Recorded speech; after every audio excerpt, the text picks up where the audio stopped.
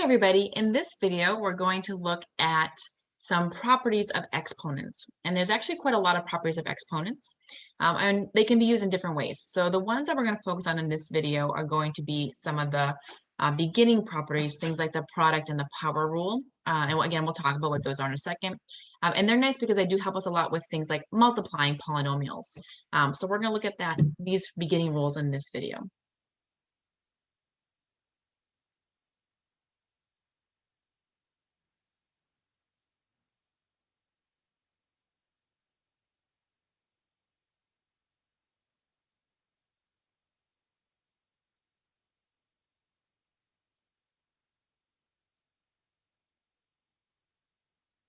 Now, there's lots of different rules for the properties of exponents, so there's quite a few different properties that we can talk about. So like I said, in this particular video, I'm going to focus on rules that are called the product and power rules. So we're not going to do every single property of exponents in this one video. We'll start with a couple, and then we can do more later. All right, so our first rule is the product rule.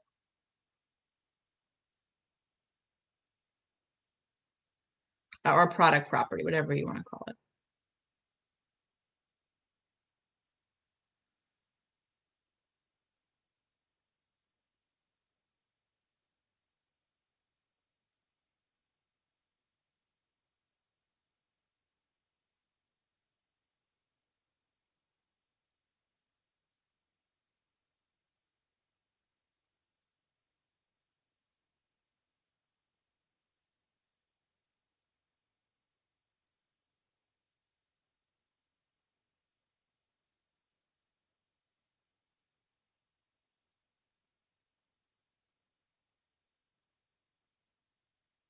So the product rule says, first of all, let m and n be positive integers here, and a real number.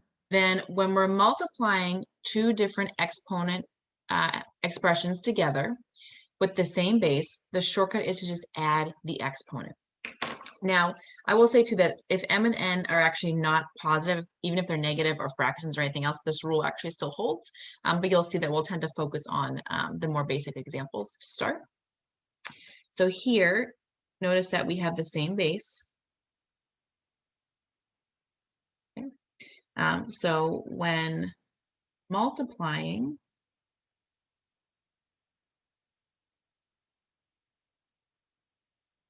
exponential expressions, we're going to add the exponents. And again, this is assuming we have the same base here. So let me show you some examples, and it's not as bad as it sounds.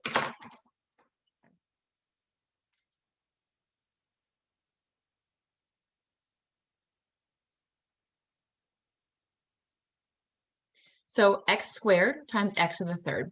Notice that they have the same base. They're both x's, right? So all you have to do is do 2 plus 3, and the answer is x to the fifth. That's it. And this should make sense, right? Because x squared is x times x, and x cubed is x times x times x. So if you think about it, you have 1, 2, 3, 4, 5 x's all together, which is where the x to the fifth comes from. So these rules for exponents are shortcuts. They're not changing the actual definition of anything, so they still form in line with the definition. If I were to actually break this down and think about what an exponent means, then I could get the same answer that way, right? By counting up the number of x's I have. But this is just a shortcut, so that's all it is.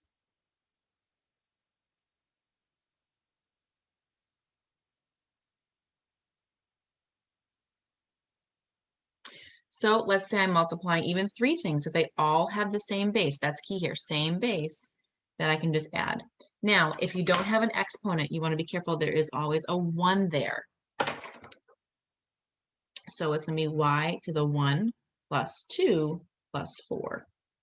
So y to the 7th.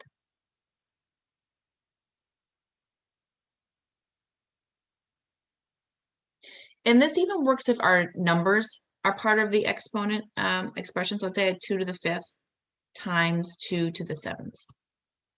Now these are some pretty big numbers. If you actually wanted to multiply this out, you get a pretty large number here, but let's say I want to leave it as an exponent. Again, I have the same base, which is important. So I just do 5 plus 7 and I get to the 12th. Okay, so it works the same way here. Now I will clarify, let's do a couple more examples here. Let's say you have something a little bit different, like 4x squared times 3x to the 5th power. So I'm taking it up a little bit here. I do see I have those exponents with the matching bases, but notice that I have a 4 and a 3. Those are not the same bases. So what happens here is you have kind of two different ideas in your head. You're going to use the shortcut for the exponent part, but the numbers out front we're just going to multiply as usual. And it's different than this example here because these had exponents with the same base. These are no exponents on the 4 or the 3, and they're different bases. So this becomes 4 times 3, and then the x squared times x to the 5th gets put together. And I can move things around because of the commutative and associative properties of multiplication. So 4 times 3 is 12, and then here 2 plus 5 is 7.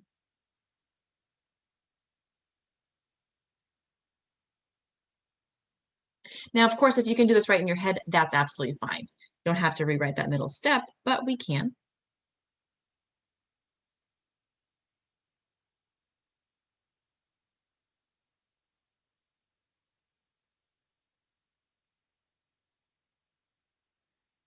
All right, I'm going to kick it up a little bit again here. So notice that I have a few different things going on. I have numbers out front, which don't have exponents. So they're just going to work as usual. And then I have A's and B's. So what we do if we have more than one variable, and we're trying to use our shortcut, is we match up the variables. So for instance, I'm going to do -2 times 3, right? And then my A's are going to be A squared times A cubed. And then my B's is B to the 5th times, B. So -2 times 3 is -6.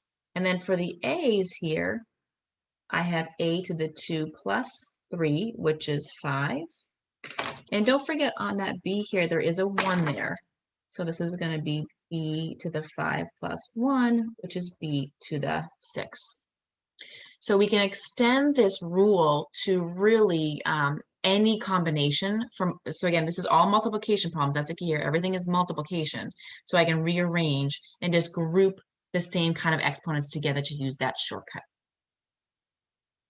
Okay.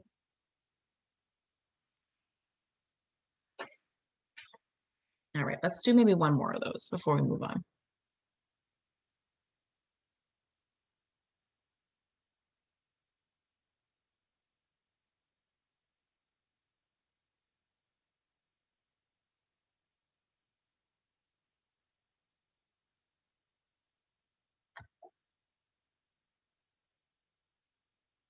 So I'm multiplying here. I'm actually multiplying two monomials or two polynomials, if you remember your definitions there, but it doesn't matter. So just think about what you have.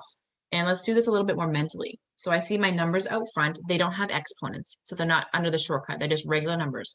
5 times 2 is 10. Now we're going to move over and do our first variable. Now, again, if there's no number, there is one. It's a 1. So I have x and x1 and x2. So I'm going to do x to the 1 plus 2, which is 3. Now I do my y's. So times y to the 2 plus 7. So y to the 9th. And then z to the 4 plus 10. So z to the 14. These are all different kinds of bases, and you can't combine them together now. Don't put 3 plus 9 plus 14 together. We are done. So when we multiply, again, that's the key thing. We're multiplying here, and we have exponents. The shortcut is that we can add them. And again, we're not changing any rules here. If you go back to that first example that I sort of did with you guys, where I wrote out each piece, right? I'm not changing any rules. I'm still using what exponents are, what they mean. I'm just providing you a shortcut so you can do it quicker. Okay, so that's called the product rule. And again, products have to do with multiplication. So when we're multiplying. Okay, let's see. Okay. So next, we're going to look at the power rule or power property.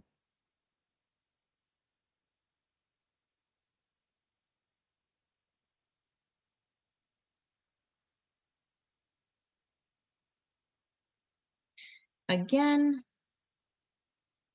if m and n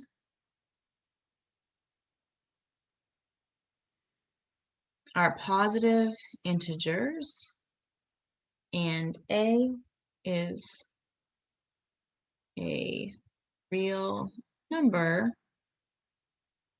then a to the m to the n is the same thing as a to the m times n. So again, here I'm saying m and n are positive integers, but they really work for anything. Even if m and n were fractions or negative, this rule actually still holds.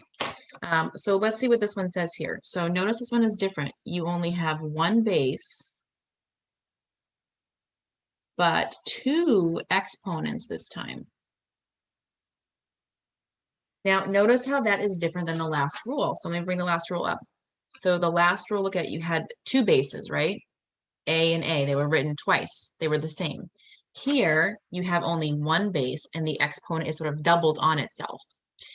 So what's going to happen here is that when we have a power to a power, so an exponent to an exponent, we multiply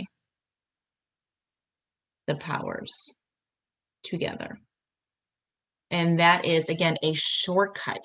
Doesn't mean that we always have to do it that way, but it's a shortcut. So it's going to save us a lot of time. All right, let's do some examples here.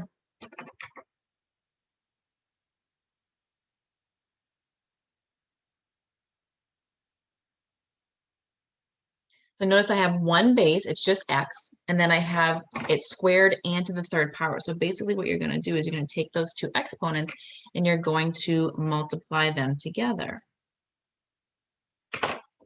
So x to the 2 times 3 is equal to x to the 6th power. Now, I just want to show you why this still works. So think about this, right? If you have x squared to the third power, well, that would mean to take this x squared and to do it 3 times, right? Right, so 1, 2, 3. But each of those x squareds is x times x. So look at how many x's you actually have in this problem. You have 1, 2, 3, 4, 5, 6. So that's how the 6 comes into play here. We're not changing the fundamentals of what it means to be an exponent. I'm just providing you a shortcut, a faster way to do it.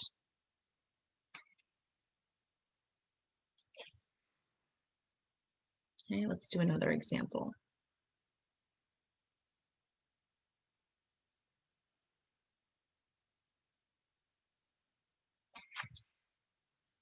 So here, y to the 8th to the 4th. So again, I see I have those double exponents there. I'm going to multiply. So I do 8 times 4, which is 32.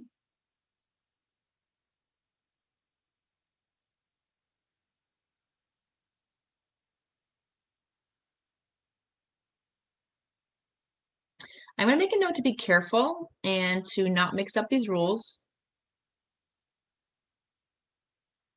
which is really easy to do. So for instance,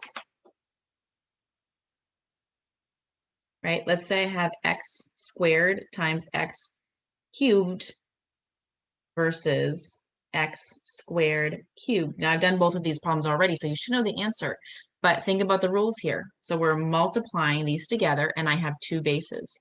So what it says to do is to add the exponents, whereas something like this says to multiply the exponents, right? So you're going to get different answers the vast majority of the time. You need to be really, really, really careful. And this is something that students mix up all the time. And if you're looking at it now, you may be saying, yeah, but this is easy, right? I can do this. It's only 2 rules. And it's easy now, but it gets tough once we start getting to more complicated problems that have more steps. It's easy to mix them up as you start adding on more rules and more steps. So you really want to kind of keep these separate in your mind. If you have to, make a little note card for yourself. Put some examples on there, write these rules on there so that when you do an example, it kind of will jog your memory on how to solve it. So let's do an example that's like a little bit harder, you can see.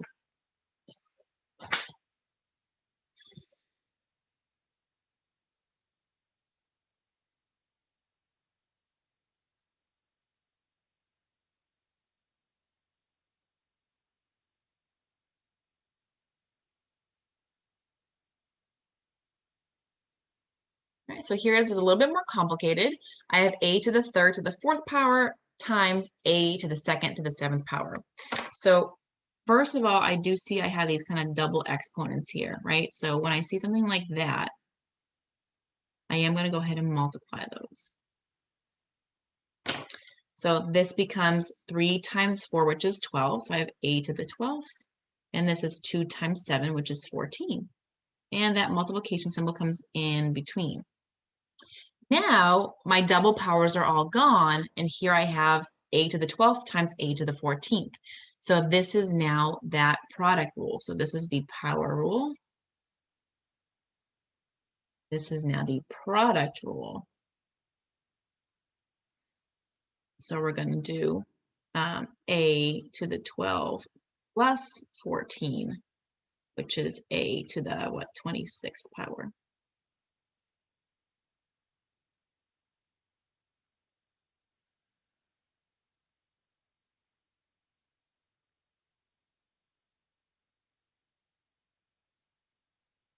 So you just want to be careful. So when we're using the power rule, when you have these double exponents together, they're really kind of like touching almost, then you're multiplying them.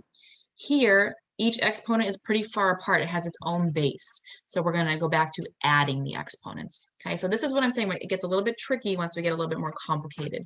So you really want to get comfortable here. All right. And there's one more rule I want to go through in this particular video, and that is the power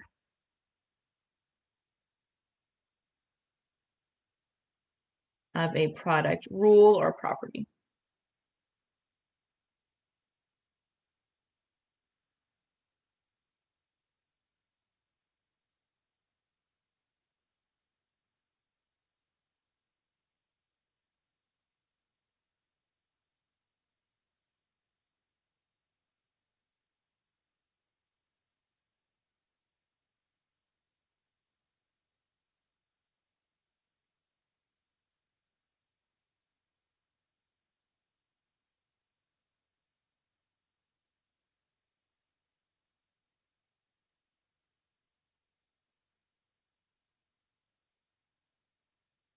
All right, so here is the last rule for right now. It says if n is a positive integer and a and b are real numbers, then if you're multiplying two things and you're raising it to the nth power, you actually can go ahead and distribute that inside here so that each of those bases gets its own power of n. And actually, if n is negative or a fraction, either, the rule still works. So it doesn't have to necessarily be positive, but that rule will still work, okay? So I do want to make a really important note here, again, to be careful. Because we cannot do this with adding or subtracting. For instance, a plus b to the nth power is not a to the nth plus b to the nth. And a minus b to the nth power is not a to the nth minus b to the nth. Okay, so this rule doesn't hold if there's addition or subtraction. It only holds for multiplication, and then we'll also see for division as well. So we can distribute that n in, but it doesn't work in all cases. It is very specific to multiplication and then also to division, but it is not true for adding and subtracting. So you do want to be really, really careful there, because that's something that a very common mistake that people make.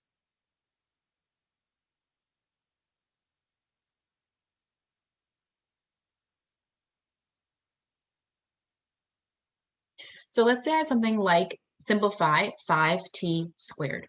So again, I have parentheses, I have no addition or subtraction. So what I can do is I can take that square and I can distribute it to both bases. So this becomes 5 squared times t squared. Now, typically if a number is pretty small or easy to simplify, then you should do it. So 5 squared is just 25. So this is 25t squared. Okay. If this was like 5 to the 10th power, that's a really large number. We typically leave it. But if it's a reasonable thing for you to multiply out, then you should probably get used to simplifying that if you can. So 25t squared. Let's do another example here.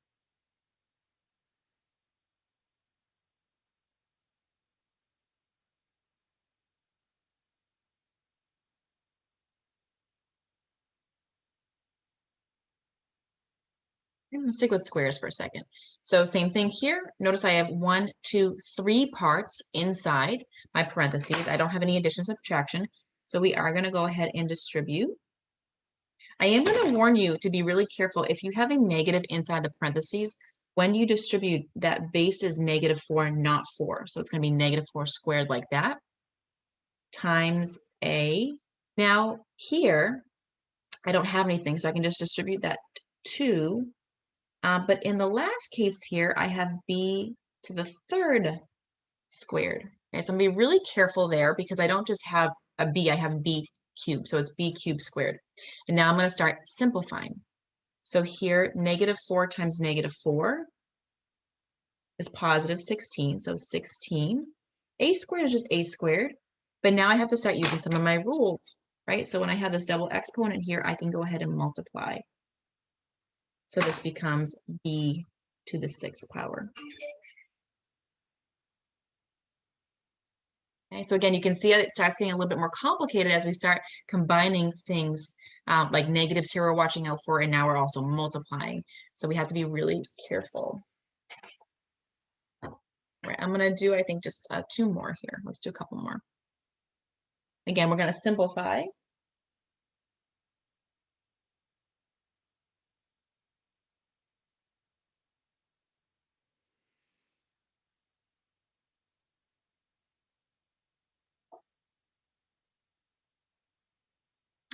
So I have 2x to the 5th, y to the 4th, all to the 3rd power. Again, I don't have any pluses or minuses. It's just multiplication. So I can distribute that 3 to each part here. And I'm going to be careful. So I don't have any negatives. So this is just 2 to the 3rd. Now here I have x to the 5th to the 3rd. And then here I have y to the 4th to the 3rd. Now you don't really need these extra multiplication symbols. I just find it easier just to spread my work out a little bit, so I'm staying neater. So here, 2 to the 3rd, well, that would be 2 times 2 times 2, which is 8. And here I have that double exponent, so I'm going to go ahead and multiply, and I'm going to do it again here. So I have x to the 15, and then y to the 12th. So my final answer is 8x 15, y 12. And again, if there's no symbols in between, it's always implied multiplication. So we don't have to write those extra symbols in. All right, and let's do one more again. I'm going to kick it up a little bit here.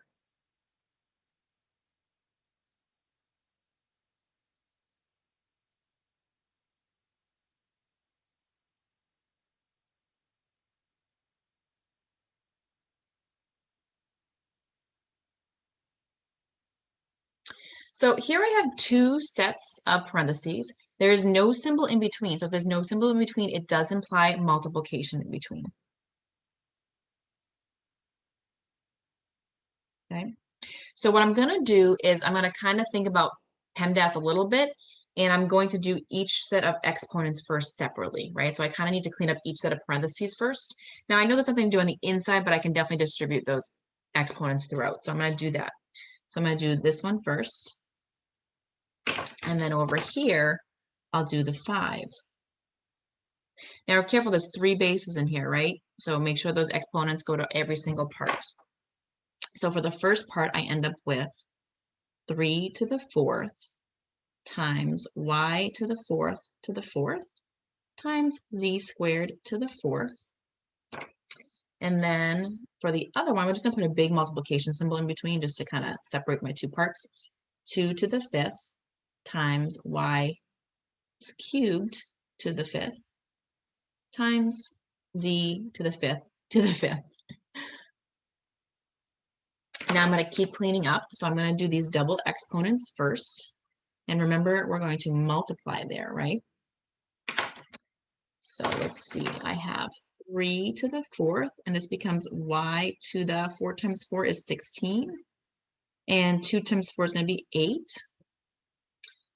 Leave this to the 5th for a second. And then here, 3 times 5 is 15.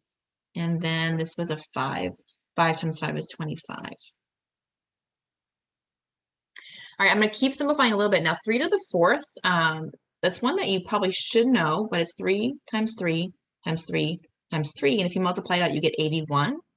And 2 to the 5th is another one. 2 times 2 is 2 times 2 times 2. Even though it's a lot of 2's, it stays relatively small. So you end up with 32 here. So this becomes 81 y to the 16th, z to the 8th, times 32 y to the 15th, z to the 25th. Now, I'm not quite done yet because I still have a lot of stuff going on that can be combined, right? I see y's here and z's here. I see numbers. So what you want to remember now, so right here we were using that power rule, but now I'm going to go back to the product rule. So I have the same base, right? So I'm going to add those exponents. So what I'm going to end up doing here is I'm going to do 81 times 32, right? Put my numbers together. And then I'm going to do y to the 16 plus 15, putting my y's together. And then I'm going to do z to the 8 plus 25, putting my z's together. So when they each have their own base, I add those exponents when we're multiplying.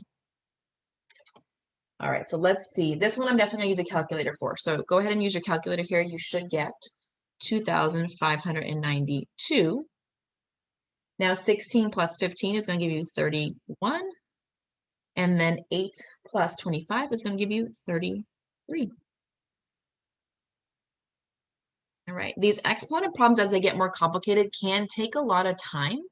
But you just want to take it one step at a time. So for problems like these, I always tell students not to panic too much in the beginning. So when you see something like this, don't just panic, but look at it and just say, what's one thing I can do? And a lot of times you may recognize, oh, I can distribute that 4. So do that first, okay? And then do the other side. And then look at it again and say, okay, what's another thing that I can do? And again, you may recognize like, oh, I see those double exponents. I know what to do with those, right? So when you see a hard problem like this, don't go in thinking, what's the final answer? Go in thinking, okay, what's one thing I know how to do? And you want to take these one step at a time.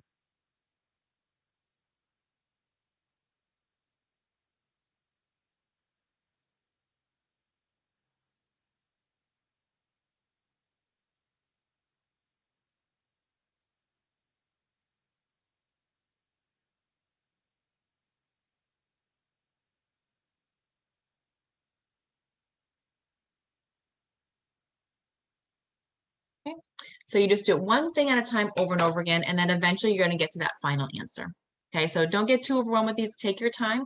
And the more practice you do, the easier they do become. So until you're there, maybe make a little note card for yourself or something to kind of keep these rules on or keep some examples with you as you're going through the work.